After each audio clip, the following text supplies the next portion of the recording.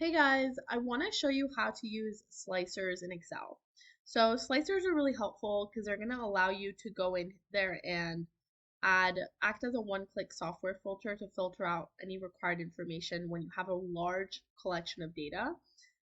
Keep in mind you'll want to have your data set in a table format or in a pivot table to be able to do this. So in my case, I did import this into a table, and I know it's in a table because actually on the top right here I have a table designed, so it looks like I'm good to go. Once I have my data, I can go into insert on the top right here on the tab and click under filters. There's going to be the slicer option, and it's going to ask me, out of all the columns I have, which column do I want to insert my slicer for. So in my case, I want to do it by, let's say, block.